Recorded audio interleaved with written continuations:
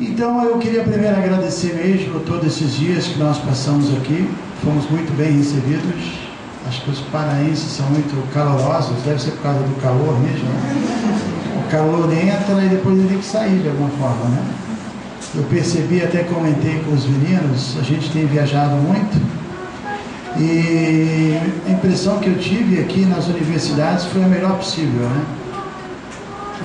Assim, culturalmente falando, eu achei que os professores têm uma relação muito interessante com os alunos aqui, muito pessoal, né? Muito amigável, parece que eles estão realmente assim, preocupados e, por outro lado, a gente vê que os alunos também têm um carinho interessante pelos professores, diferente, talvez vocês não saibam, mas no Sul é muito mais impessoal a coisa.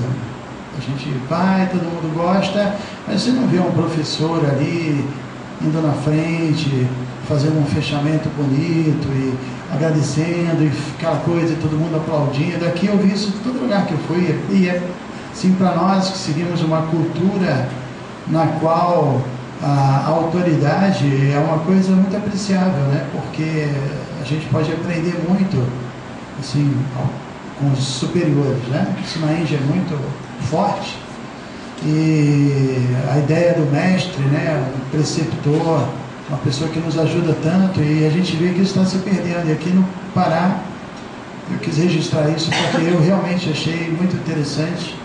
Muitos professores participaram dos eventos, todos eles deram testemunhos interessantes, né? Foi muito bom. E ao mesmo tempo também, de um modo geral, eu acho que a viagem foi boa. O Shidar com a sua esposa estão de parabéns aqui no Govinda, é muito interessante. Prabhupada, talvez vocês saibam, no ano de 74, ele escreveu para os devotos, né? Dizendo que a gente deveria parar de abrir templos e deveríamos abrir restaurantes, né? Porque, por motivos óbvios, né?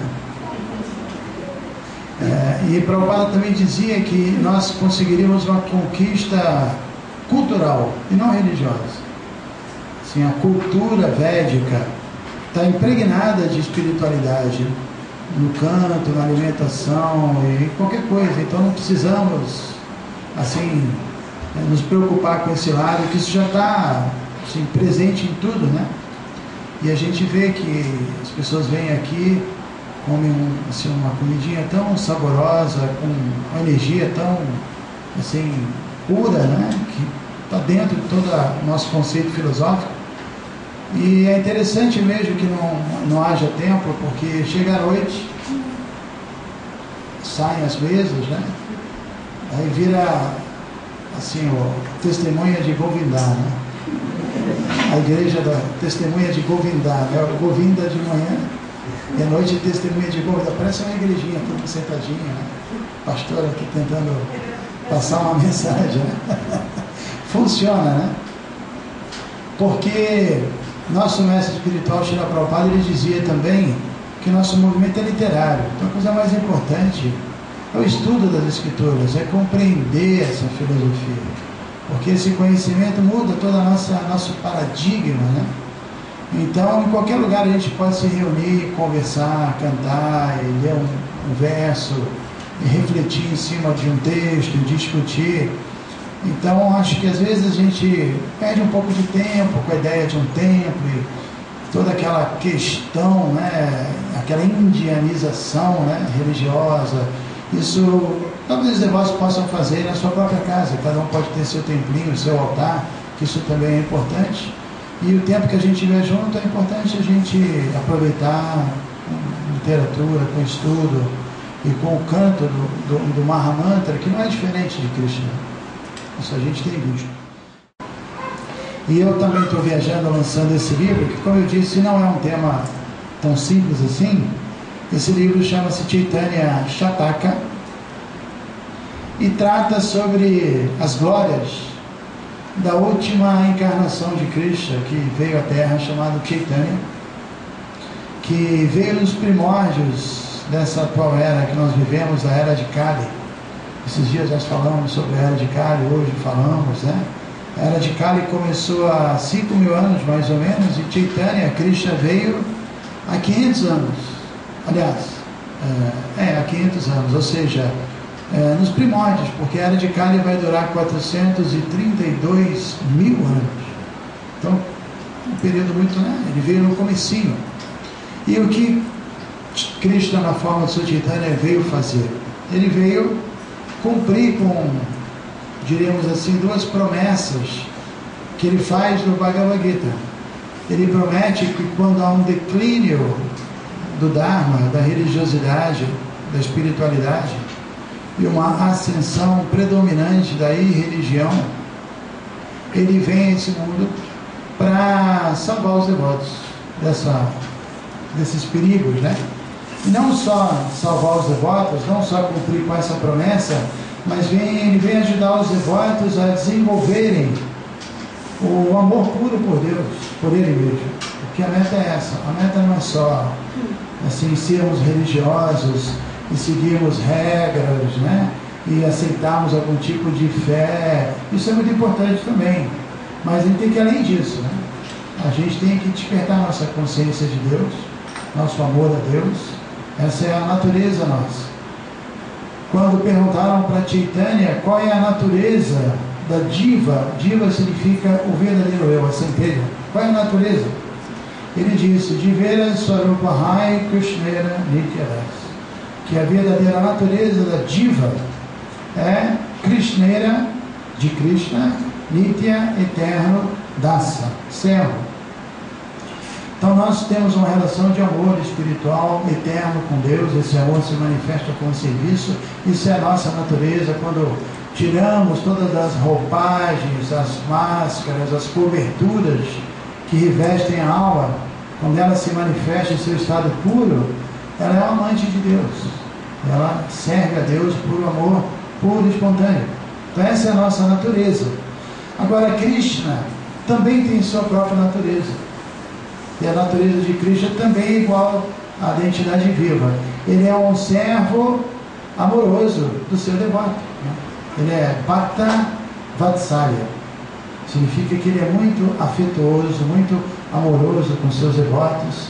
E assim, numa condição de êxtase desse amor pelos devotos, porque o nosso amor por Krishna, ele muitas vezes fica revestido, fica coberto, e a gente acaba perdendo contato com isso, né? Porque ficamos sob a influência dessa energia material ilusória, Maya. Então agora estamos aqui, cobertos, né, por essa energia.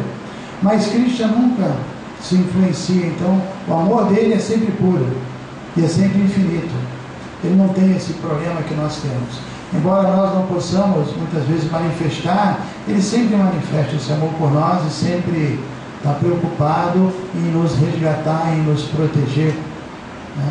A ideia de que alguns filósofos têm de que todos nós somos deuses e de alguma forma Deus se fragmentou e cada um é um fragmento de Deus que agora está coberto pela ilusão e uma vez se livrando dela volta a ser Deus, é descabido, né?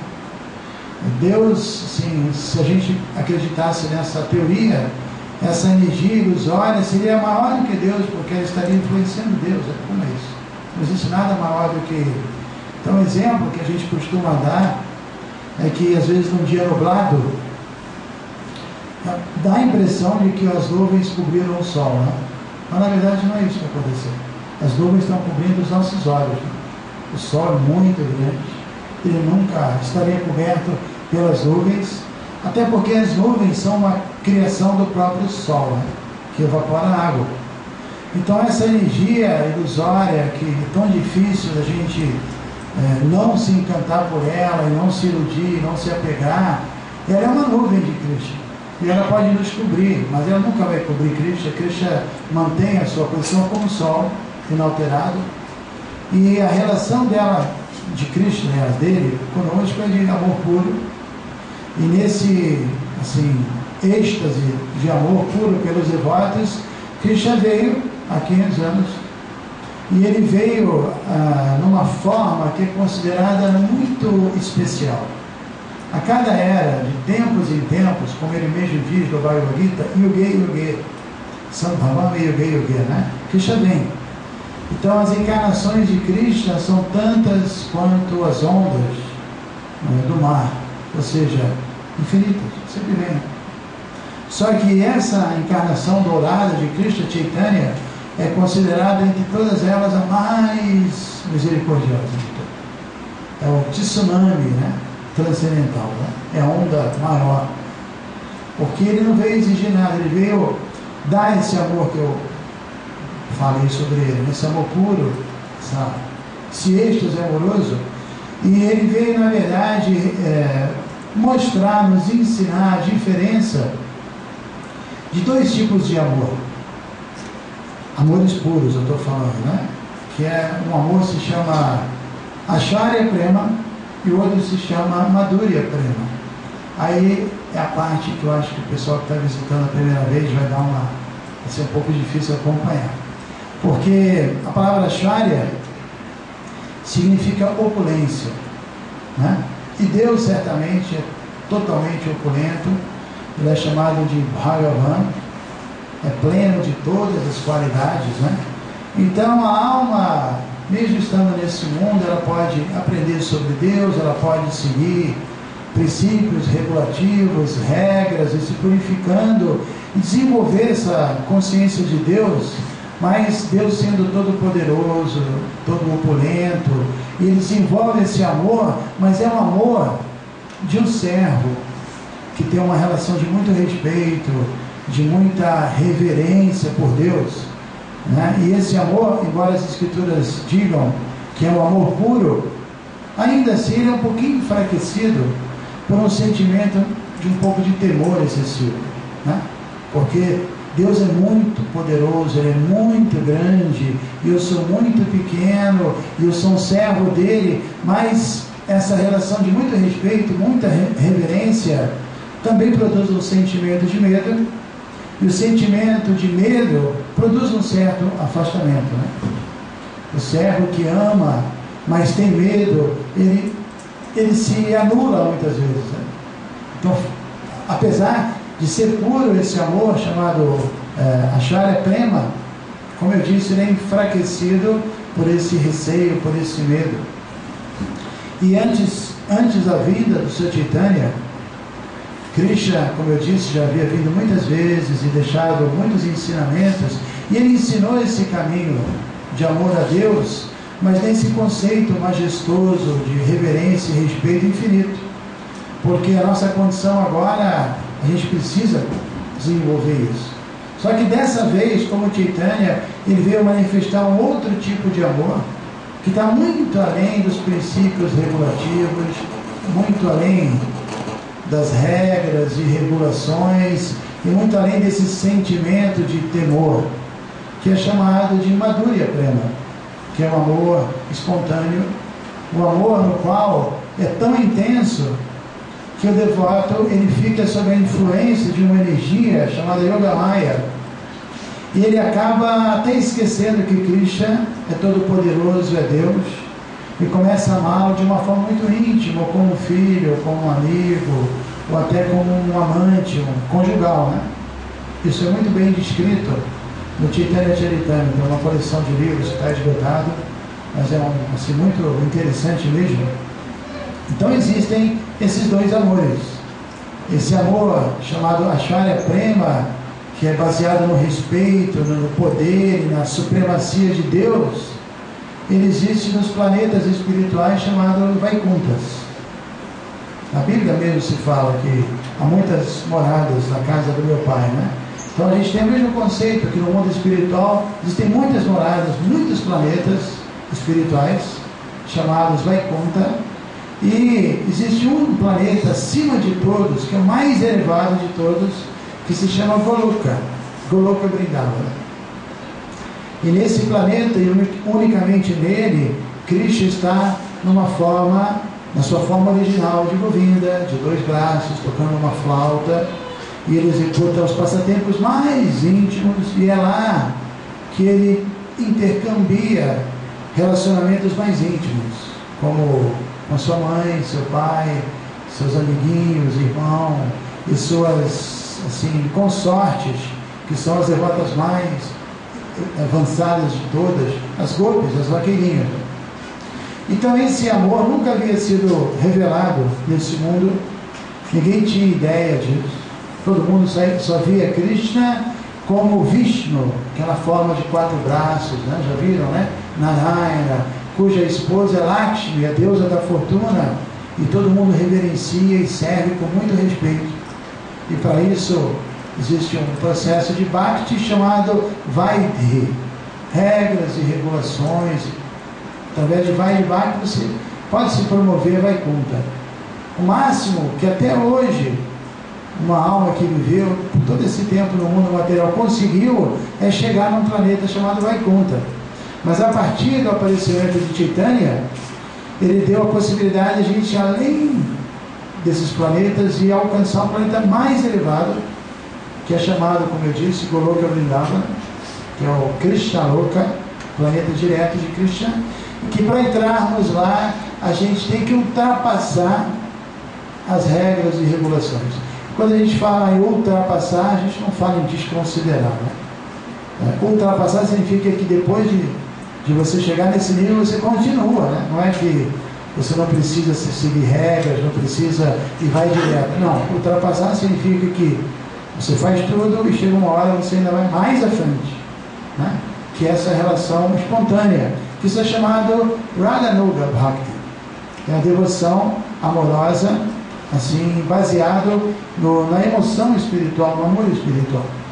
E assim, quando nos purificamos e entendemos claramente e realizamos claramente que nós não somos o corpo, nós somos uma alma, estamos desapegados de todas as, assim, afeições materiais, naturalmente o devoto começa a despertar um interesse específico na sua relação com Krishna, né? Alguns mantêm a ideia de servo, gostam dessa o que a gente chama de raça, relacionamento. Outros o veem como um amigo, outros podem o ver como filho. A relação maternal é muito bonita também. E outros podem vê-lo como namorado supremo. É um tema muito assim, profundo, né? O que você acha? É descrito no Chaitanya Charitamrita que ele falou: eu estou cansado, né, de ser adorado com reverência, com respeito, com temor, né? Agora eu vou revelar ao mundo passatempos tão assim íntimos que até eu mesmo me espanto. Aí ele fala, né, os meus amiguinhos sobem no meu ombro e dizem que querem brigar comigo, né? Ou minha mãe me pune quando eu roubo manteiga e distribuo para os macacos, ela vem querendo me bater, né? Ou ele diz também que quando a minha namorada, a Radharani, briga comigo, assim, a fala dela de brigar comigo me atrai muito mais do que os hinos reverentes dos Vedas, muito mais agradável, né? Essa coisa da relação íntima, né? Então o Krishna falou: agora pela primeira vez eu vou revelar isso tudo, eu vou mostrar esses passatempos que eu mesmo me espanto e vou convidar todo mundo para desenvolver essa relação de amor íntimo comigo.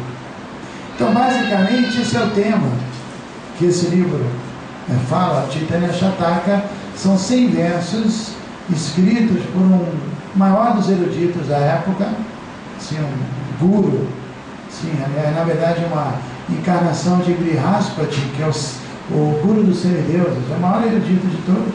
E quando ele compreendeu Chaitanya, ele compilou esses livros, esses versos. Então eu tive acesso a eles e comentei. Foi traduzido por um devoto lá de Belo Horizonte, chamado Mukunda, e eu comento um por um. E eu faço uma pesquisa, lógico, né, para poder ousar comentar esses temas.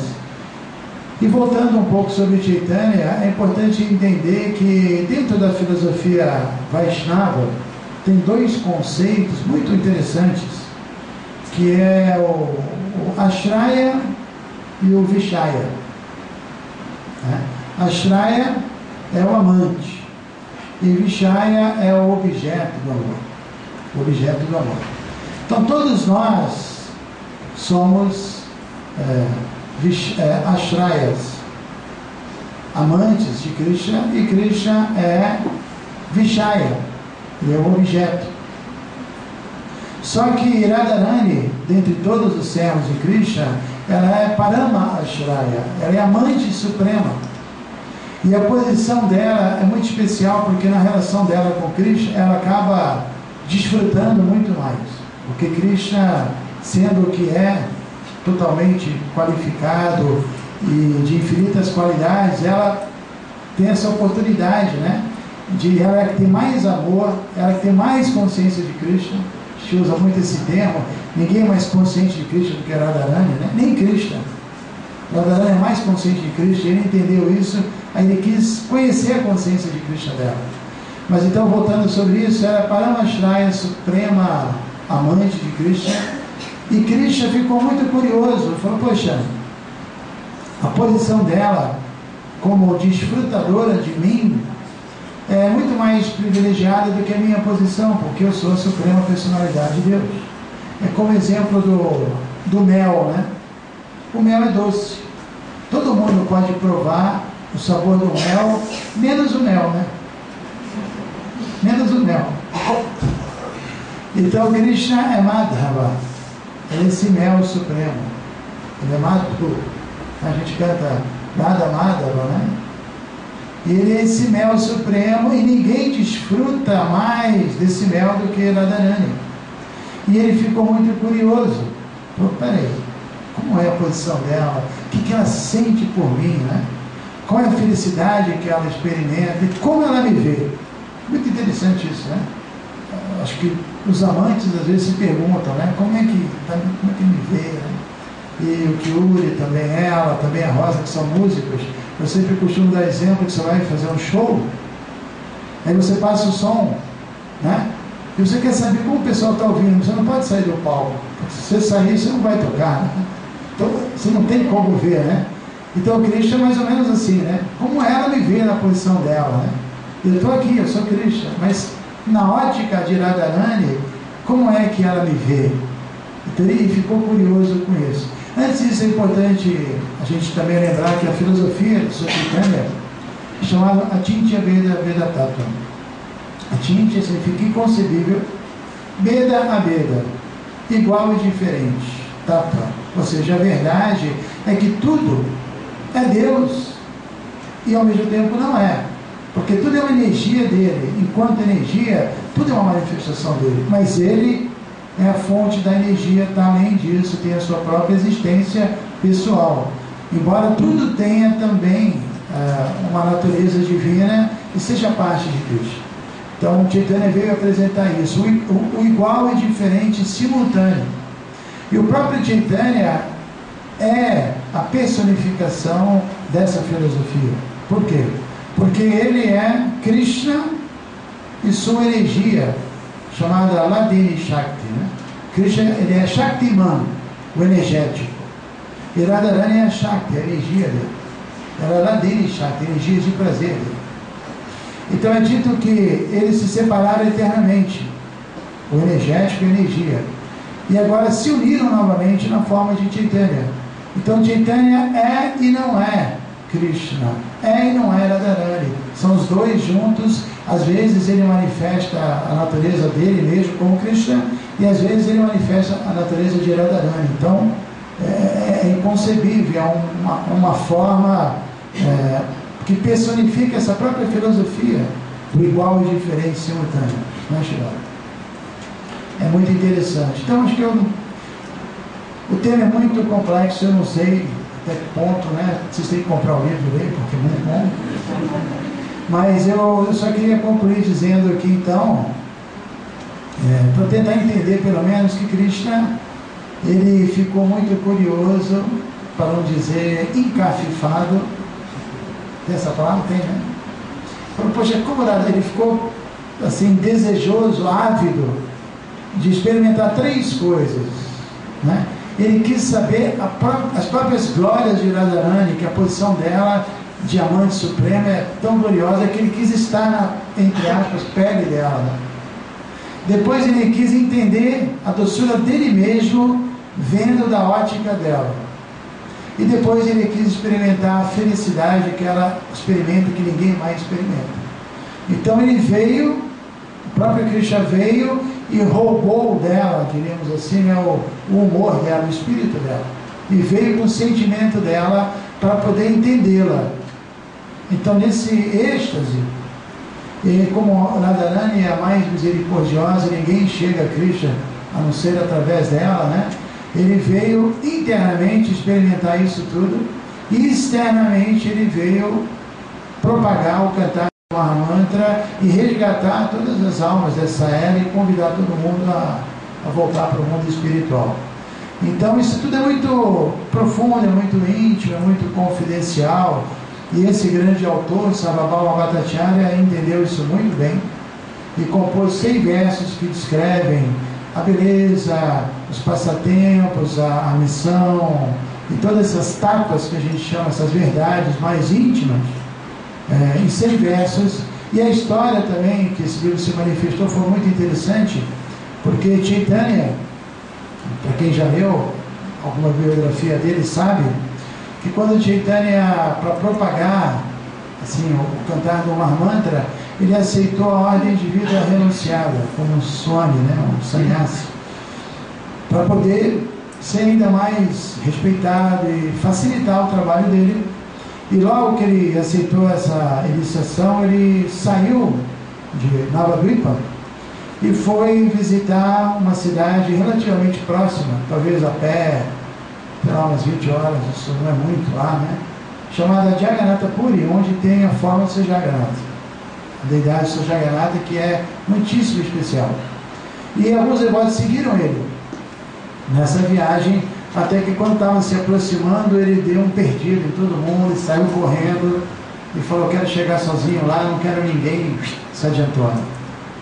Porque na Índia especialmente tem milhares e milhares de templos e formas de Krishna de todos os tipos, mas Chaitanya escolheu Jagannatha, né, como uma deidade adorável. Isso também tem um significado muito importante, porque, como eu disse, Chaitanya é Radharani, que estava amante suprema e estava sentindo o que a gente chama de viraha, a separação de Krishna, o sentimento de separação que é o mais elevado.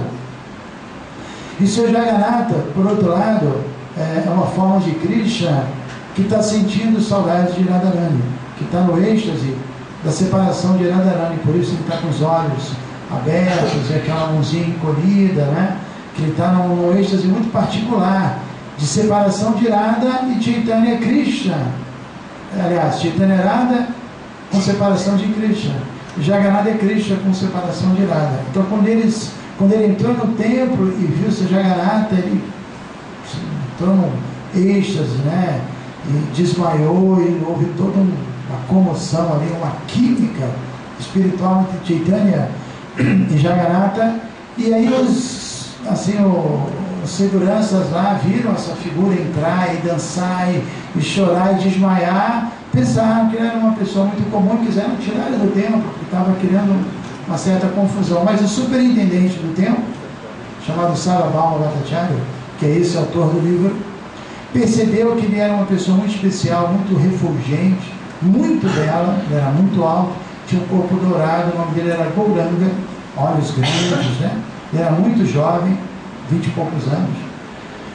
E aí ele não deixou os seguranças tocarem nele e falou: não, leva ele para o meu quarto, porque ele era um cientista espiritual. E ele quis analisar para ver se esse peregrino era assim, autêntico ou não. Mas ele estava completamente desmaiado, assim, sem manifestar nenhum sintoma de vida, mas ele pôde perceber que ele realmente estava vivo, porque ele pegou uma mechinha muito pequena de algodão, colocou no nariz e viu que tinha um leve movimento, né? Então, como estudioso, ele sabia dos sintomas de êxtase, mas nunca tinha nem imaginado que ele poderia ver alguém nesse estado. Ele ficou muito impressionado. Aí nesse momento os devotos chegaram. Os devotos chegaram e perguntaram: onde é que está Chaitanya? Onde está Chaitanya, a suprema personalidade de Deus?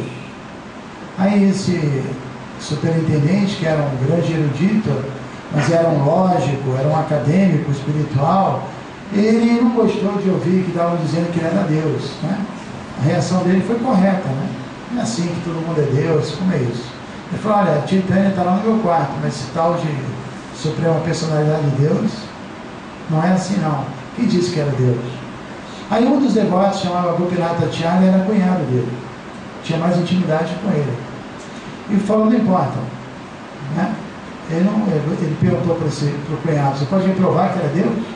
Ele falou, não posso provar, ninguém pode provar. Se Deus não quiser se revelar a alguém, não vai ser através de argumentos, de lógica, não.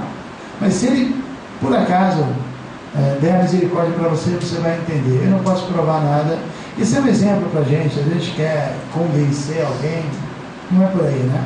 Então ele disse, eu não posso provar nada, mas ainda assim ele citou alguns versos que dizia que Krishna viria na forma dourada, e existem descrições disso, né? Mas desapegado. E aí então, esse Sarvabhauma Bhattacharya recebeu os devotos e preparou, assim, uma recepção legal, com muita boa praçada. Praçada do Sr. Jagannatha, ele era o superintendente. O Sr. Jagannatha é famoso porque tem, as oferendas lá são muito grandes, né? E alimentou todos muito bem, e tratou muito bem o Sr. Chaitanya, e o Sr. Chaitanya gostou muito dele, embora ele fosse personalista, né? Esse é outro tema que eu não vou nem entrar. E no dia seguinte, esse grande Sarvabhauma Bhattacharya ficou realmente com Chaitanya na cabeça, muito atraído por ele, e ao mesmo tempo ele era muito idoso já. Ele era já um velhinho, cabelo branco mesmo, né? Um guru respeitado na Índia toda. E aí ele falou para Chaitanya, Chaitanya, você é muito jovem, tomou sannyasi muito jovem, eu quero proteger sua vida espiritual, então deixa eu descrever o Vedanta Sutra para você, que é a escritura mais elevada. Porque ele sabia que Chaitanya não gostava muito de estudar, não era muito estudioso, gostava de cantar, dançar, né? E segundo a visão dele, ele não estava muito bem situado na posição ashram de sannyasi. Eu falei, deixa eu falar a filosofia Vedanta para você. E mal sabia ele que Chaitanya, sendo o próprio Krishna, é o compilador do Vedanta, é o que conhece o Vedanta, é a meta do Vedanta, mas ele humildemente aceitou, ficou sentado. Então por 7 dias Sarvabhauma Bhattacharya ficou pregando para ele, dando a sua explicação sobre a filosofia, mas ele tinha uma influência de um grande acharya chamado Shankara, que é uma encarnação de Shiva, é um impersonalista e que manifesta assim uma visão muito parcial do Vedanta, para não dizer um pouco distorcida. Mas Chaitanya pacientemente ficou ouvindo. E chegou no 7º dia, Sarvabhauma ficou um pouco assim, preocupado, falou, poxa, eu estou há 7 dias falando a filosofia para você, e você não fala nada, não faz uma pergunta, um comentário, você está entendendo? Aí Chaitanya falou, já que você perguntou, né? Para mim a filosofia Vedanta é tão brilhante quanto o sol do meio-dia, mas suas explicações são como nuvens negras, assim, você está obscurecendo tudo, né? Porque tem 2 maneiras de lidar com as escrituras, Gauna Vritti e Mukhya Vritti. Você aceitá-las como elas são, sem interpretar, ou você começar a se valer de um malabarismo de palavras, de começar, né? Então esse grande mestre, ele estava fazendo exatamente isso, interpretando e dando significados simbólicos, e Chaitanya falou, não é assim, tem que aceitar direto a filosofia como ela é. E disse para ele que não aceitava, e ele, vocês não podem imaginar, o maior erudito, ouvindo um garoto dizer isso para ele, ele ficou todo chateado, né? E aí Chaitanya viu que ele ficou meio sem jeito e falou, não, por favor, agora me descreva um verso, que tem um verso muito famoso no Bhagavata, chamado Atmarama, um verso muito importante, descreva esse verso para mim. Explicação dele. Aí ele explicou esse verso de 3 maneiras, de forma muito erudita, né? E assim, usou toda a sua erudição e esnobou ali, né? O máximo que ele pôde. Depois Chaitanya falou, posso explicar também? Ele falou, pode.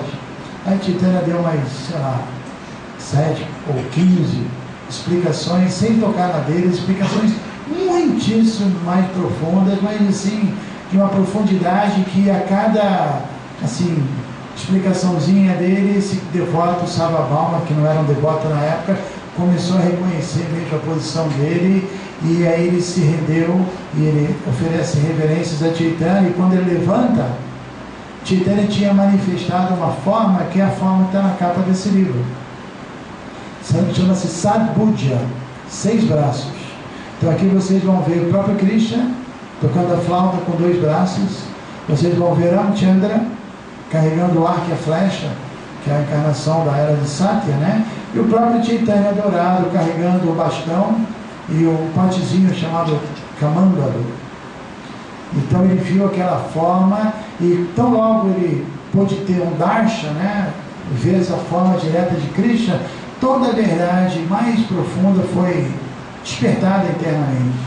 E ele entrou num êxtase, e imediatamente ele compôs então esses 100 versos, que é algo assim muito elevado dentro da nossa filosofia, são considerados versos mais assim profundos, vejam.